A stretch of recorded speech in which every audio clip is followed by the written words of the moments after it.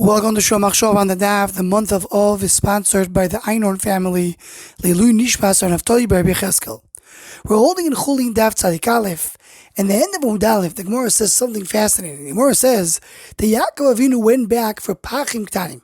He went back for the small jars. Why? Says the Gemara, Mikan leTzadikim shechaviv elehem mamoinam yoiser migufam. They have more chavivus for their money than their body. Why? Because they don't do gezel with their money. At the end of the day, how can it be the one will be machshev his money more than his body? This goes back to the Gemara in Brachos. The Gemara Brachos says, so the Gemara says, why does it say because there are some people that their nefesh, their life is more chashuv than their money, and some people their money is more chashuv than their nefesh. So that's why it says both.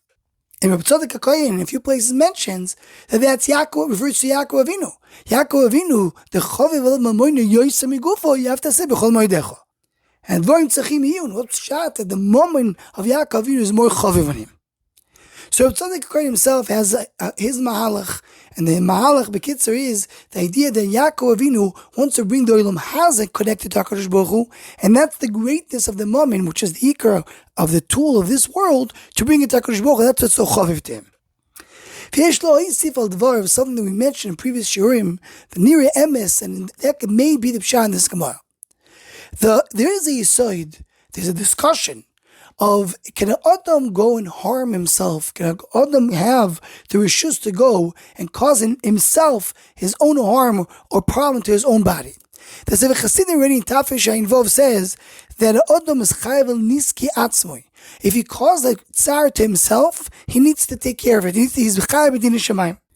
And Reuven Margolius in his Sefer Margolius Hayam in Sanhedrin Ein Gimel, when the Gemara speaks about that if someone sees someone drowning in the river, he must go and save him.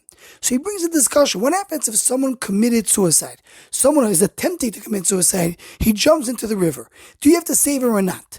Says Rav Reuven L'chura, you would think, and that's why Ruchen Perla brings on the Rasag, that the same way regarding Mammon we have a klal, that if someone is ma'abed mamoin ladas, someone decides to throw away his money, you have no din to go and bring it back to him. That's called aved midas. So the same thing will apply to his body. If he's trying to go and cause harm to himself, you have no obligation to go and save him. But he brings, in the name of the Ein Eliyahu, a rayo, like the Sefer Chassidim that we mentioned before, that even if one is causing himself tsar, if someone is causing himself harm, you have a chiyuv to go and save him. And he brings Chuvas Maharam Bar Baruch, that if someone goes and says, don't save me, he's in the river, he says, don't save me, you don't listen to him. So what's shot in that? How do we understand this? So he sends us to a Ridvaz on the Rambam and Sanhedrin in the end of Perek Ches.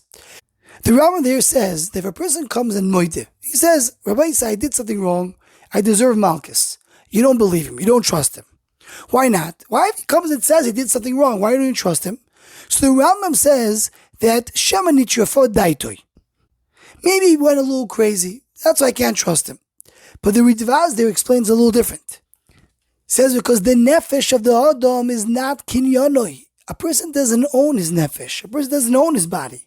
It's a kinyan of HaKadosh Baruch Hu. HaKadosh Baruch Hu, so to speak, lend him his body, his nefesh, his neshama, and says, here, take your guf and take your neshama and go do mitzvahs. It's not yours. Says the Ridvaz, but legabe mamoyna is different. If a person comes and is moided, he says, I owe money to somebody else, you believe him. Because the mamoyna is b'shusoi. His money, his property belongs to him. Meaning the money is his, so he has the rishus to do with it whatever he wants. He wants to throw it away, maybe or even a veil about tashchis. But mitzad the bailus, he can do whatever he wants. But his body, his nefesh doesn't belong to him. He can't just throw it away. He doesn't have rishus. So even if someone decides to commit suicide, he doesn't have rishus to do it. Someone else can come and stop him. And with this, we have a new hesber in our Gemara. Tzadikim, of course, their body, their mishubat HaKadosh Baruch Hu. There's no chiddush over there. It's not theirs. It doesn't belong to them. So of course, whatever they take, whatever they have in their body, they're going to go and use it to be Oived Hashem. But the chiddush that they bring to the world is mamoinam, is their property, is their assets, there's things that they own.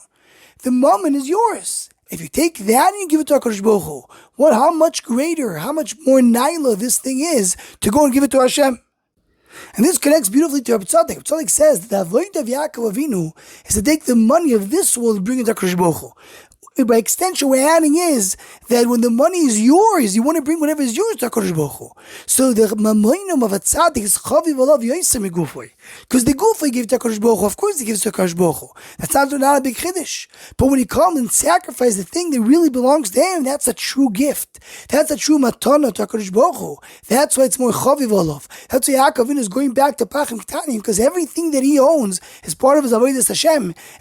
And because it truly is, it's so much greater avodas Hashem. That's what's chaviv olav yoisem megufay. Anyone who wants to join and sponsor the Shomachshava Shiurim, please email shomachshava@gmail.com.